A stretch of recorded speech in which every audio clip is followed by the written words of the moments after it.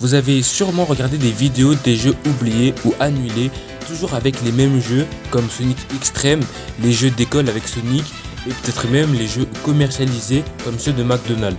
Mais dans cette vidéo, je vais vous parler de 6 jeux mobiles officiels totalement inconnus en Europe, car ces jeux-là sont seulement sortis au Japon via le Sonic Café.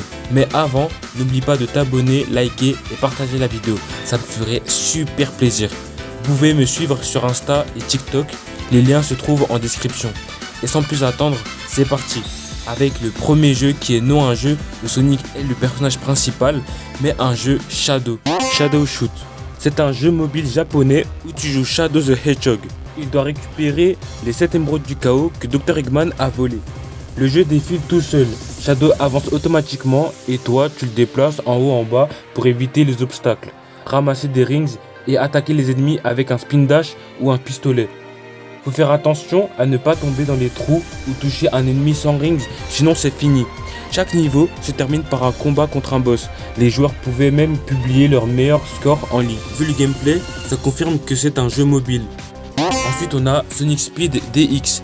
Il est basé sur le jeu japonais qui se nomme Speed. Tu choisis un perso comme Sonic, Tails, Knuckles, Amy, Shadow ou Dr Eggman. Et tu affrontes soit l'ordi, soit un autre joueur. Chacun a 5 cartes en main et doit se débarrasser de toutes ces cartes le plus vite possible, en posant celle dont la valeur est juste au-dessus ou en dessous de la carte centrale. Le jeu se fait en temps réel, donc il faut être rapide. Les As ont des règles spéciales. Il y a un mode tutoriel, une version plus légère pour les téléphones simples, et tu pouvais publier ton score en ligne comme Shadow Shoot. Sonic Golf 3D. C'est un jeu de golf mobile japonais. Tu joues Sonic et tu dois faire 9 trous en ajustant la puissance et la direction de ton tir pour mettre la balle dans le trou avec le moins de coups possible. Petit détail marrant, c'est Dr Eggman qui tient la boutique où tu peux acheter des clubs et des objets utiles. Le jeu ressemble au premier Sonic Golf, mais ici, les parcours sont en 3D isométrique, ce qui donne une meilleure impression de profondeur. Les joueurs pouvaient envoyer leur score sur un classement national et même télécharger de nouveaux parcours. C'était assez rare à l'époque.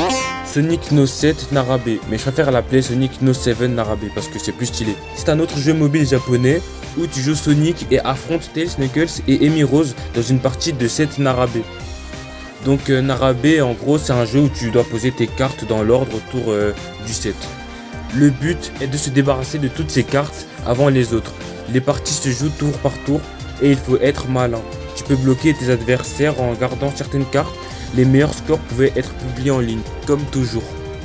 Incroyable mais vrai, mais il y a eu une version du Sonic the Hedgehog 2 en 2006 sur appareil mobile. Tu joues Sonic et parfois Tails dans les zones classiques comme Emerald Hill, Chemical Plant ou Casino Night pour battre Dr Eggman et sauver les animaux. Cette version japonaise avait une meilleure qualité sonore, un mode attaque où tu pouvais enchaîner les boss et un classement des scores en ligne. Comme vous pouvez le savoir sans doute, à l'international, il y a eu plusieurs versions adaptées pour les téléphones. D'abord, Glu Mobile qui a sorti 2 jeux séparés, Sonic the Hedgehog 2 Dash et Crash. EA Mobile a sorti une autre version avec une caméra un peu différente, même si c'était une version allégée, elle gardait la rapidité et le fun du jeu original.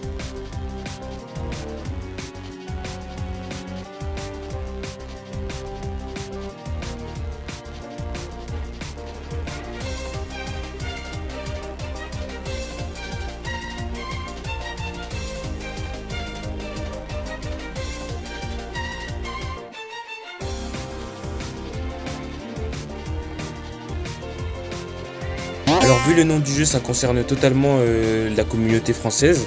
Sonic No Napoléon. C'est un jeu de cartes mobile où tu retrouves les mêmes personnages, donc Sonic, Tails, Knuckles, Amy et Dr Eggman. Le jeu est basé sur Napoléon, une version japonaise du whist ou du bridge. Au début de chaque manche, le joueur avec la meilleure main devient le Napoléon. Et les autres forment une équipe pour l'empêcher de gagner trop de points. Les alliances changent à chaque manche, donc il faut être stratégique. Une partie dure 5 manches et celui qui a le plus de points à la fin gagne. Là aussi, les scores pouvaient être publiés en ligne. C'est un jeu original dans la série Sonic, mélangeant stratégie, hasard et compétition.